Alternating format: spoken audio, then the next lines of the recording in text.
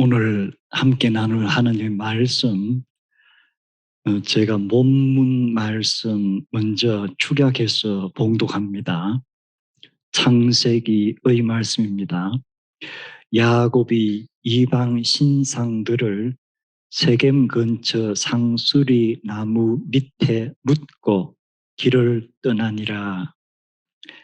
야곱과 그에 함께한 모든 사람이 가나안 땅 루스 곧 벳엘에 이르니라.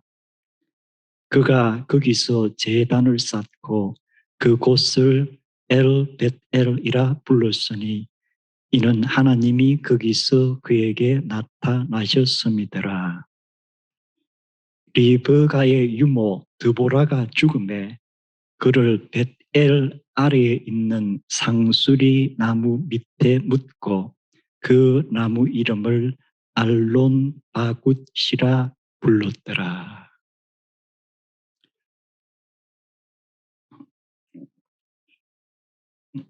제가 읽었던 첫 번째 부분은 지난주에 설교 말씀 때 나누었던 이방 신상들을 모아서 상수리 나무 밑에 묻는 그 사건입니다. 그래서 제가 지난주에 설교 제목을 나무 밑에 묻었더라 넘버 원 이렇게 붙였죠. 이제 오늘 주제는 리브가의 유모 드보라가 죽었다. 그래서 그 시신을 벳엘 근처 상수리 나무 밑에 묻었더라. 해서 오늘 제목은 나무 밑에 묻었더라 넘버 2라고 제가 붙였습니다. 오늘 이 한 절에서 우리가 또 하나 중요한 교훈이 있습니다. 그게 뭐냐면은 리브가라는 이름이에요. 리브가는 야곱의 어머니죠. 그런데 리브가의 유모 드보라의 죽음에 대해서는 창세기에 한 절이라마 기록이 있는데 리브가라는 창세기에서는 상당히 중요한 인물이죠. 사라, 리브가, 레아, 라헬 이렇게 3대를 내려오면서 근데 리브가에 관해서는 리브가의 죽음에 대한 기록이 창세기에 없습니다. 사라에 대한 기록도 있고 나중에 레아에 대한 것은 야곱이 내 손으로 장사 지냈다 하는 것이 기록이 나옵니다. 그리고 오늘 보겠지만 라헬이란 요셉의 어머니인 라헬에 대해서는 이제 죽음이 좀 자세하게 나오죠. 그런데 리브가에 대해서는 죽음의 기록이 전혀 없습니다. 그래서 우리가 영어 표현 중에서 absence 하면 없다는 거죠. 근데 앞에 conspicuous가 붙으면 conspicuous는 원래는 standing out, 확 띄는 거예요. 근데 무엇 때문에 관심을 끄는 거죠? absence, 없어서. 즉 리브가의 죽음에 대한 기록이 전혀 없어서 성경학자들은 왜 이럴까? 왜 그럴 것 같아요? 왜 그럴 것 같아요?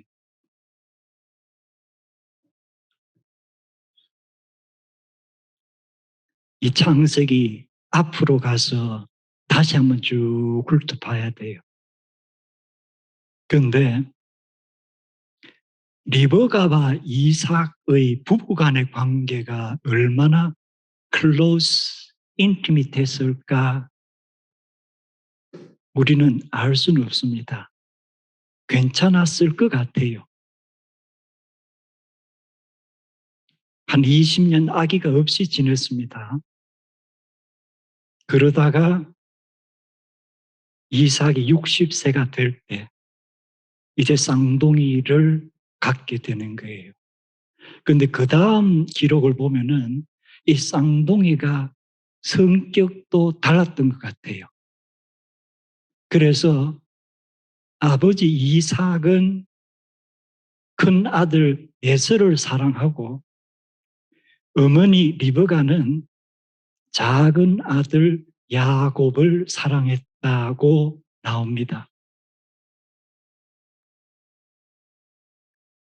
그리고 이삭이 나이가 많아지면서 내가 죽기 전에 내가 사랑하는 아들, 큰 아들 에서에게 축복 장자권을 주어야 되겠다.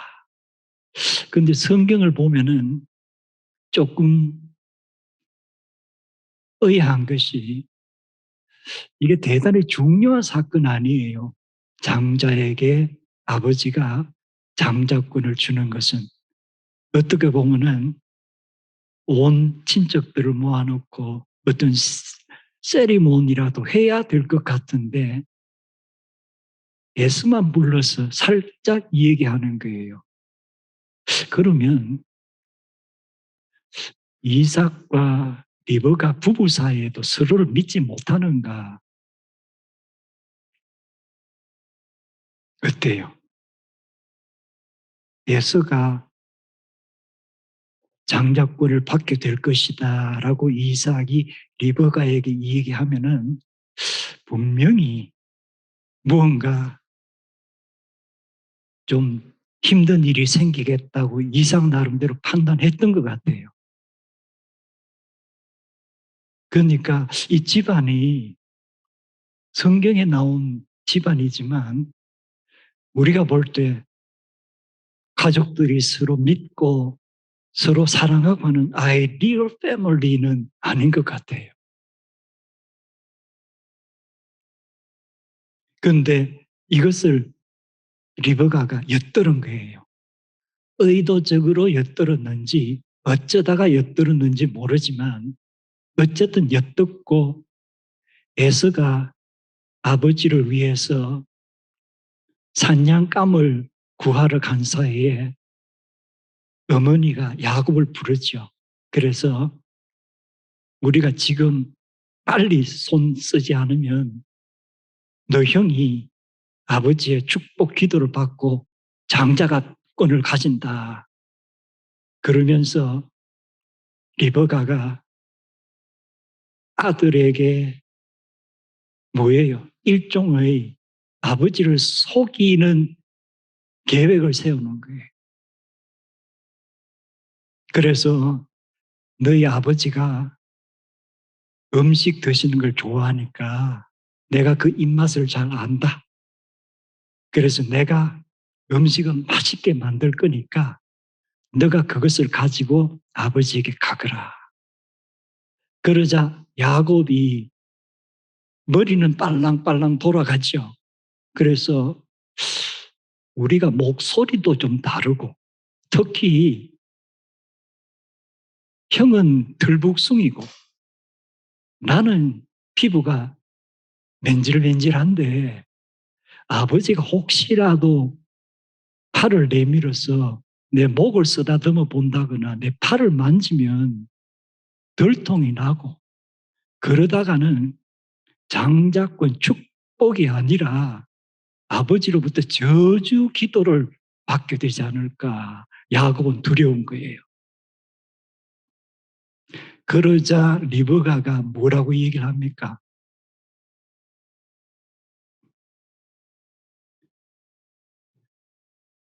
유대 랍비들과 유대 성경학자들이 해석한 것들을 보면은 이 성경 본문에 이제 그들이 여러 가지 해석을 하는 거예요. 그 해석 중에서 가장 널리 알려진 해석은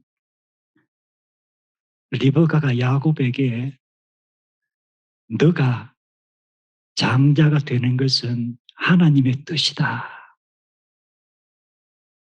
내가 이미 예전에 그 예언을 받았다.